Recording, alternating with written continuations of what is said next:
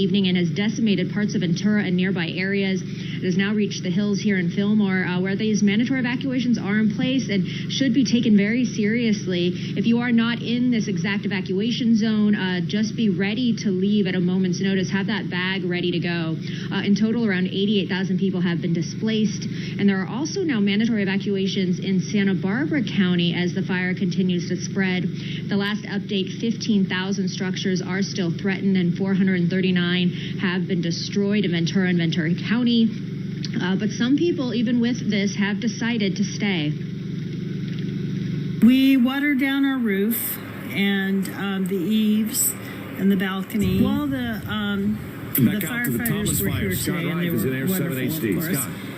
Yeah, you know, Philip, we talked about the massive size, 115,000 acres, and it's really kicked up above Fillmore in the last couple of minutes, but that's pretty typical with what a fire like this does once it gets up in the Los Padres National Forest. You can see it's a terrain-driven fire, and if you live in Fillmore or Santa Paula, right now you're fine. We have little to no wind. Things look really good. You can tell the smoke is coming sort of straight up, which shows you there's little to no wind, but there's going to be a lot of unhealthy air still in Ventura and especially Santa Paula. Not Fillmore so much, but Santa Paula is going to get a lot of this right now as it settles down the hillside. From Air 7 HD, I'm Scott Reif, ABC 7 Eyewitness News. Okay, thanks, Scott. Many Southland schools will be closed again today because of the fires. Here's the latest list. All LAUSD schools in the San Fernando Valley and in Bel Air will be closed again today because of the Creek Fire. All schools in the Ventura Unified School District will be closed because of the Thomas Fire. Closures will also affect other districts, including Oxnard, Ojai, Santa Paula, and Fillmore Unified. Classes in the Murrieta Valley Unified School District have been canceled because of the Liberty Fire. If you'd like more details on all of the closures, it's a long list. Just log on to abc7.com. Ahead, our wildfire coverage continues. John Gregory is live for us from Carpinteria.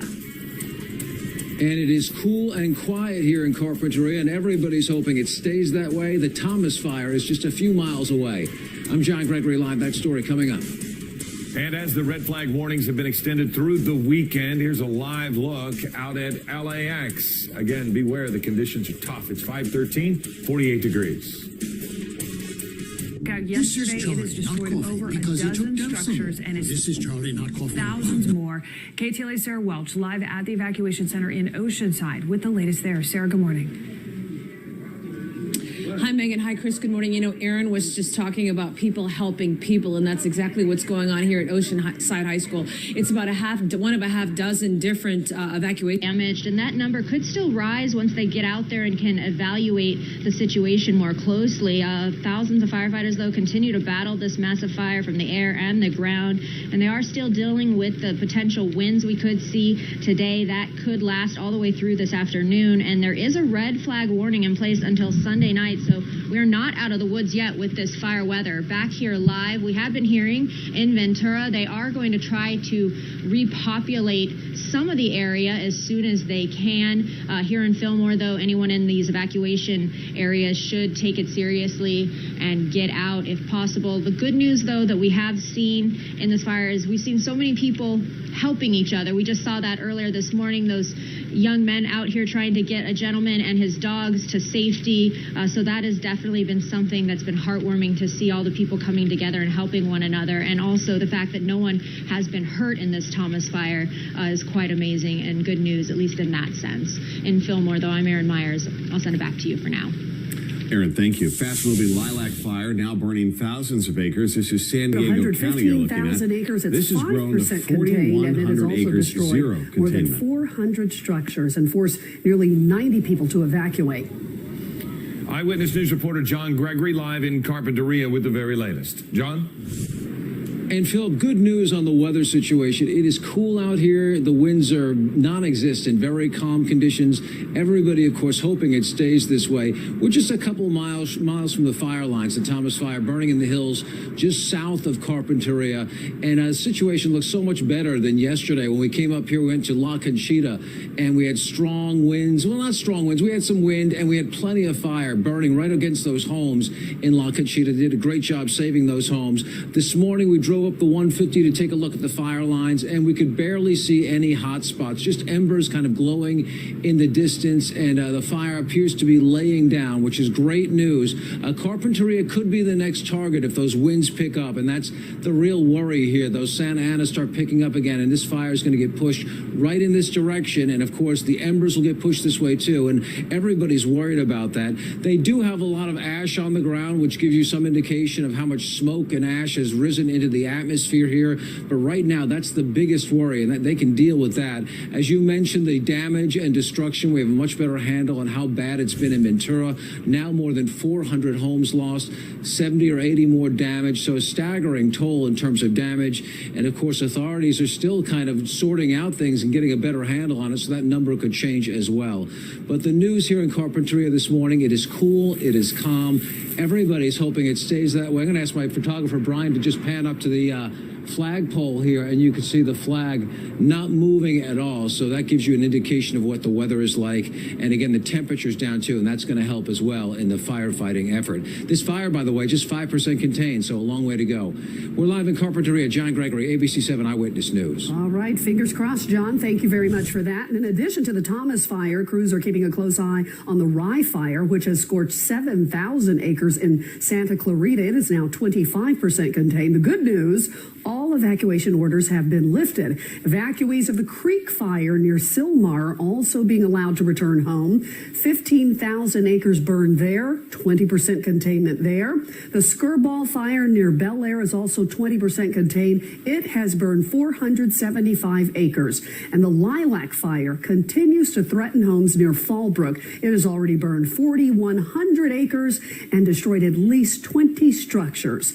The Liberty Fire in Murrieta has burned 300 acres with 10% containment.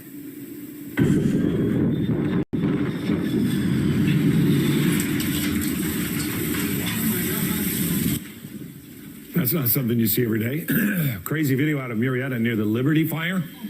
Jenny Crane sent us this clip as a plane dropped phosphatic on her family's house. So on one hand, it's a difficult process getting all of that cleaned up later, but you can tell they were probably very happy they got that to save their home. Make sure you send us your pictures, videos using the hashtag ABC7 Eyewitness. Wow, that was something else. Yes, let's go to Scott Rifen Air 7 HD. You can see the flames sort of kicking up there at the Thomas fire. Scott. Boy, it certainly is. You know, it's the nature of these things, but all of a sudden it burned down into that ravine. It's a terrain-driven fire, and it just erupted as we come out of this shot. So if you live in Fillmore, Santa Paula, you're looking up there and you're like, wow, this thing just erupted in the last 5 minutes. You're okay because we really don't have any wind. It's just burning up that hillside. And, you know, you just saw that plane drop. I think we're going to get some of that out here. Maybe the 747 and the DC-10, that could really be an effective tool to start to get some sort of containment on this fire. Okay, Scott, thank you. Just the idea of containment just seems so distant, especially when we continue to push back the expiration of this event. Let's go over to Leslie Lopez and get the AccuWeather forecast. Okay, that's right. You know, you're looking outside into LAX. We do have air quality concerns, especially the farther north you're going. Some of that smoke is really starting to make its way even closer if you're traveling to Santa Barbara today and then even beyond. We do have air quality concerns that are really low and poor right now. But all throughout the Southland, we are looking at some hazardous air quality. So if you are part of that sensitive group that would be affected by this, just stay indoors, try to exert yourself maybe a couple days from now. Just we need to clean out our atmosphere after all this. 55 degrees out in LAX, and here's our fire weather index. We do have still Santa Ana conditions and a red flag warning extending all the way through Sunday. So moving in, we are going to elevate our fire danger a little bit more, especially for the Inland Empire spots as we're heading into Sunday, but that does start to take a decline by the time we're making our way into Tuesday. A red flag warning means that we are under the threat of fires. That continues for us for now an extra day. So we had it expiring tomorrow. Unfortunately, we're going to have to keep it going all the way through Sunday. And it looks like Sunday we have a little bit more of a moderate threat on our hands. So we continue to see this as a concern, primarily because of the winds and the very low humidities. But Sunday, the temperatures also turn up. We are looking out towards wind advisory for most areas from Los Angeles all the way up into areas getting closer into Ventura. Also a high wind warning stretching from the Inland Empire out into San Diego County and our desert communities.